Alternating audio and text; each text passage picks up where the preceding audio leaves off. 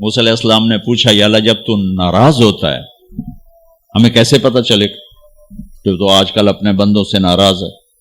تو اللہ تعالیٰ نے فرمایا جب میں ناراض ہوتا ہوں حکومت بے وقوفوں کو دیتا ہوں، اجعل الملک فی صفہائہم، حکومت بے وقوفوں کو دیتا ہوں، والمال فی بخلائہم، اور پیسہ بخیلوں کو دیتا ہوں جو ذرا گن گن کے خوش ہوتے رہیں،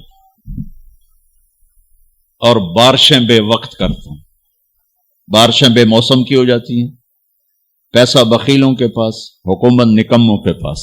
کہ اللہ جب تو راضی ہوتا ہے تو اس کی کیا نشانی؟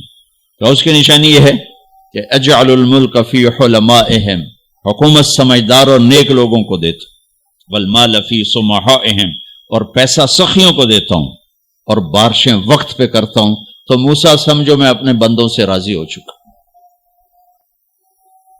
تو اطعام الطعام میں اشارہ ہے سخی بنو، سخی بنو۔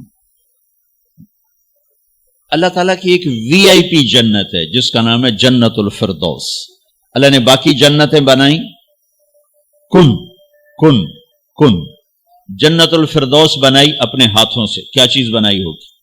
تو اللہ نے کہا وعزتی وجلالی لا یجاورنی فیکی بخیل، اے جنت مجھے اپنے عزت و جلال کی قسم تیرے اندر بخیل نہیں جا سکتا، مرد یا عورت بخیل نہیں جا سکتا، سخی جائے گا، بخیل نہیں جا سکتا۔ بخیل سے اللہ کی دوستی لگ نہیں سکتی اور سخی سے ٹوٹ نہیں سکتی۔ شیطان کہتا ہے میں عبادت گزار اور بخیل ہو تو مجھے کوئی ڈر نہیں لگتا، یہ آپ ہی ماریا جائے گا، ایک دن آپ ہی جاوے ڈھانا ہے، یہ جو پیسے کی کشش ہے اس کو مار دے گی۔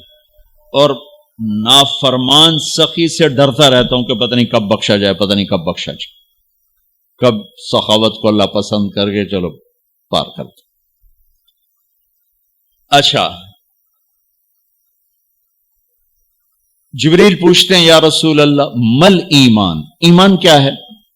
تو آپ نے فرمایا ان تؤمن باللہ وملائکتہ وکتبہ ورسلہ وبالبعث بعد الموت۔ ایمان عقیدہ، اللہ پر، فرشتوں پر، کتابوں پر، رسولوں پر، موت کے بعد کی زندگی۔ یہ مدینے کا سوال ہے۔ اب آخری حج کا سوال ہے، یا رسول اللہ مل ایمان۔ پہلے سوال کرنے والے جبریل ہیں اور یہ سوال کرنے والے عمر بن عبس ہیں۔ یا رسول اللہ مل ایمان، ایمان کیا ہے؟ تو آپ نے کیا جواب دیا؟ الصبر والسماحہ، الصبر والسماحہ۔ اب چھت بتا رہے ہیں کہ ایمان یہ ہے صبر کر اور معاف کر، صبر کر اور معاف کر۔ میرے بھائی بہنوں، میرے رب کی قسم، جیسے یہ ہے نا وَجَعَلْنَا مِنَ الْمَاءِ كُلَّ شَيْءٍ حَيٍّ أَفَلَا يُؤْمِنُونَ، اللہ نے ہر جاندار کا لازمی جز پانی بنایا۔ پانی نکال دو تو آدمی مر جاتا، ڈی ہائیڈریشن سے موت واقع ہو جاتی۔ ہر جاندار کا لازمی جز پانی، دین کی تمام صفات کا لازمی جز صبر، صبر نکال دو تو سارا دین کچرا بن جاتا، صبر نکال دو۔ تو میرے نبی نے فرمایا ایمان کیا ہے؟ صبر کرنا، معاف کرنا۔ معاف وہی کرے گا جو صبر کرے گا، جسے صبر نہیں آتا اسے معاف کرنا بھی نہیں آتا۔ تو ایمان قیامت کے دن اعلان ہوگا صبر والے کھڑے ہو جاؤ، تھوڑی سی جماعت کھڑی ہوگی، بلکہ چلو جنت میں جاؤ۔ ان کو اللہ بغیر حساب کے جنت میں ڈال دے گا۔ اور جب آپ صبر کرتے ہیں تو ایک طاقت بنتا ہے، لوگوں کی منفی چیزوں کو آپ اپنے اندر سہتے ہیں، برداشت کرتے ہیں۔ صبر اس کو پروسیس کرتا ہے، پھر وہ طاقت بنا کے آپ کے اندر سے باہر پھینکتا ہے، جو پہاڑوں میں سوراخ کر دیتی ہے اگر ہم صبر کرنا سیکھ اور معاف کرنا سیکھ۔ 21 برس قتل کرنے والوں کے منصوبے بنانے والے اہل مکہ، آپ نے ایک بول پہ فرمایا جاؤ معاف کی۔ کمال، 21 برس قتل کے پیچھے پھرتے رہے۔ جنگ خندق کے فوراً بعد مکہ میں قحط آ گیا، تو ہمارے نبی نے 300 دینار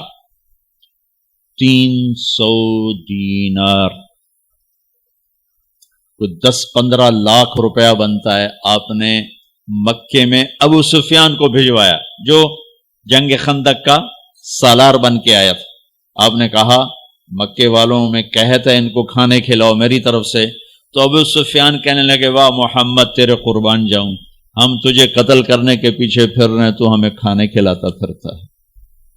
یہ میرے نبی کے اخلاق ہے، میرے نبی کا معاف کرنا ہے۔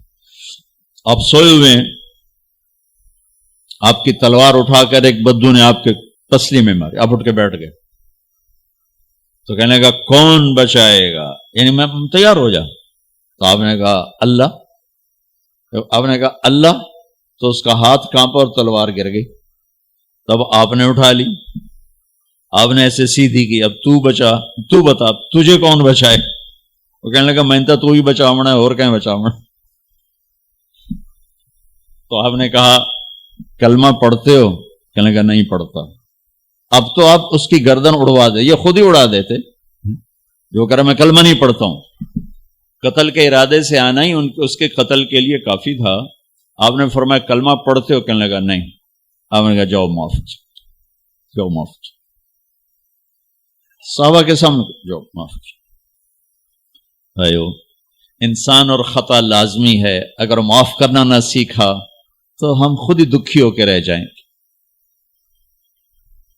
لوگوں کے زخم بھلا دو، اللہ پہ ڈال دو، اللہ صلہ دے گا، زندگی پرسکون ہو جائے گی۔ دیکھو ہم اپنے یہ کرتے پر داغ نہیں لگنے دیتے، اپنے بس سے داغ۔ کھانا کھانے بیٹھو، نیپکن، یہ دیکھو ابھی نیپکن پڑے ہوئے، رکھو اگو رکھو توڑے چولے تو کوئی سالن نہ ڈھے پوے، ٹھیک، یہ تو پھر بھی دھل جائے گا، لیکن یہاں داغ لگا، کبھی نفرت کا، کبھی غصے کا، کبھی انتقام کا، کبھی حسد کا، کبھی بغض کا، کبھی کینے کا۔ انسان سب سے زیادہ اپنی ذات سے محبت کرتا ہے۔ یہ معمولی سے کپڑے کو داغ سے بچاتے ہو، جو سب سے قیمتی چیز ہے دل، جو بادشاہ ہے، اسے بھی تو صاف ستھرا رکھو۔ جیسے ہم لاکھ زور لگا لیں، ہم کپڑے کو میل سے نہیں بچا سکتے، لاکھ زور لگا لو، لوگوں کے منفی رویے آپ کو توڑے بغیر نہیں چھوڑیں گے۔ لہذا کیا کرو؟ نبی والا معاف کرو، معاف کرو، دل کو صاف کرو، دل کو صاف کرو، دل کو صاف کرو، صبر کرو، معاف کرو۔ میرے نبی نے فرمایا، میرے بیٹے انس، ایک بہت بڑی سنت بتاؤں، بہت بڑی سنت، داڑھی سنت ہے، پگڑی سنت ہے، سفید لباس سنت ہے۔ بہت بڑے کا لفظ مجھے یہیں یاد ہے، ہو سکتا ہے کہیں اور بھی ہو۔ میرے بیٹے انس، ایک بہت بڑی سنت، اگر تو یہ سنت پہ عمل کر گیا تو تو جنت میں میرا ساتھی ہو جائے گا، جو بھی کر لے، جو بھی، وہ جنت میں میرا ساتھی ہو جائے گا۔ ذالک من سنتی ومن احب سنتی فقد احبنی ومن احبنی کان معی فی الجنہ۔ میرا جنت کا ساتھی جو اس سنت پہ عمل کر گیا۔ کیا ہے یا رسول اللہ؟ کہ یا بنی ان قدرت، اگر تو کر سکے، اشارہ ہے کم تنو اوکھا دسن لگا سوکھا نہیں ہے۔